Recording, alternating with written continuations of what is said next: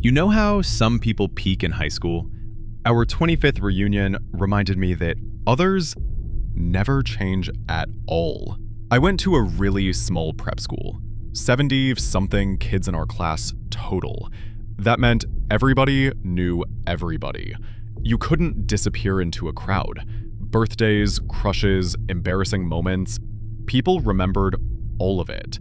If you bombed in a play, the whole class talked about it for weeks.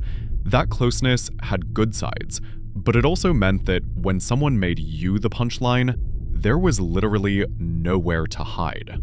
And for me, that someone was Tom. He wasn't the kind of bully who threw punches. He was the guy who got laughs by humiliating people.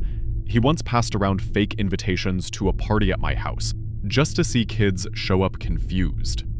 Another time, he spread a rumor about me and a classmate that wasn't even possible. He lived for that kind of joke. The teachers often brushed it off as harmless fun. But it wasn't harmless. When a whole room laughs at you, it sticks. Life after high school took us in very different directions. I started a company in my 20s. It was rocky. Sleepless nights, payroll panic, mistakes that felt huge at the time. But I kept going. Eventually, the company grew. I sold at the right time, took a few risks that worked, and I landed in a good place. The money mattered, sure. But the best part was freedom. I could actually sit at dinner without checking my phone. I could coach my kids' soccer team. I could spend Saturdays just being present. I started giving back too. Fundraisers, local charities. A few years ago, I spearheaded a project to build a science center for local schools, including my old one. They put my name on the building. Suddenly, I was in alumni newsletters, local news, even tagged on school social media.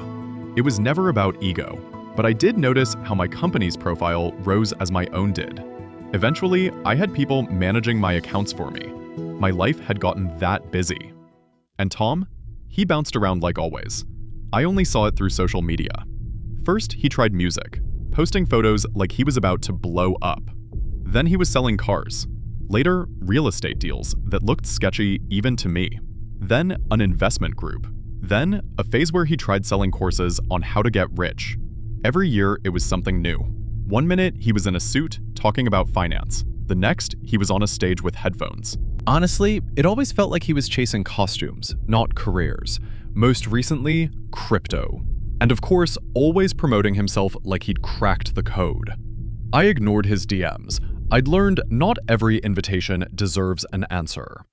Fast forward to reunion weekend. We hosted part of it at my place. I had the space. Big yard, a barn, string lights in the oak trees, long tables, kids running around with glow sticks, candles floating in the pool. We even had a trio playing soft music in the corner. About 50 classmates showed up, plus spouses and kids. It felt warm, nostalgic, like flipping through a yearbook in real life. I was on the patio with a few friends, drink in hand, trading stories. And then I heard it. "John! My man!" Loud. Too loud.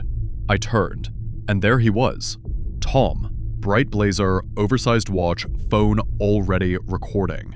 Two guys behind him, like he couldn't show up alone. The second I saw him, my shoulders actually tightened. My body remembered before my brain did. Around me, people shifted too. That ripple you feel when someone walks in and everyone just braces. He made a beeline straight for me. Bro, you've done well, but you could be making so much more with crypto. We're decentralizing access, guaranteed liquidity. This is friends and family level. It was like he'd been rehearsing it in the car. I let him talk for maybe 6 seconds.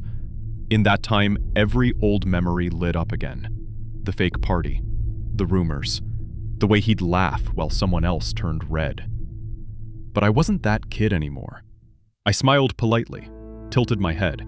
"Sorry, who were you here with? Did you come with one of our classmates?" He blinked, caught off guard. "No, man, it's me. Tom. We were in the same class. I used to mess with you."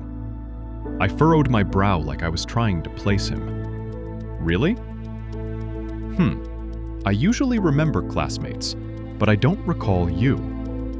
That stopped him. He laughed, but it sounded forced. I gestured to the event planner nearby. Look, I get approached like this a lot with my business, but this is my home and it's a private event. Could you please check the guest list? She nodded instantly, big professional smile. Of course, sir, right this way. We'll verify your name against the list. He hesitated. Come on, John, don't you remember? But she was already guiding him away, firm but polite, like velvet rope security at a club. I sat back down, sipped my drink, and winked at my friends. Someone whispered, "That was Tom, remember?" I shrugged. Guess he didn't leave much of an impression. Then I switched topics. About 20 minutes later, he came back, this time dragging along one of the reunion organizers, a woman who'd been close to him in high school. She looked a little embarrassed. "John, I hear you told Tom you don't remember him.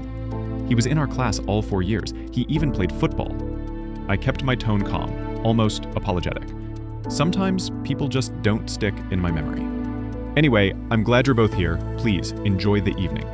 Then I turned to my wife. "Come on, let's check on the important guests." And we walked off toward the kids.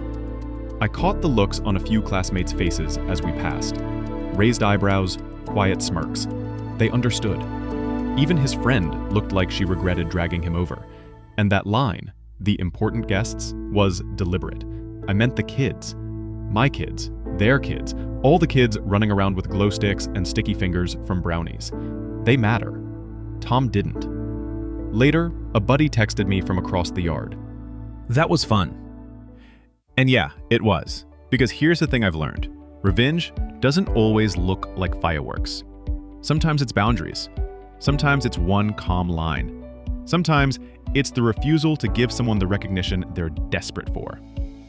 Tom faded back into the night. Maybe he complained at the gate. Maybe he posted online. I don't know. And I don't care. I went back to the party, to my friends, to my life. The next morning, I spent time with my kids. Just the simple stuff. Breakfast, laughter, a messy table. And it hit me. That's the win. Not humiliating him, not proving a point. Just living a life I actually want. Walking away from that reunion, I felt lighter. I didn't need to win. I didn't need to humiliate him.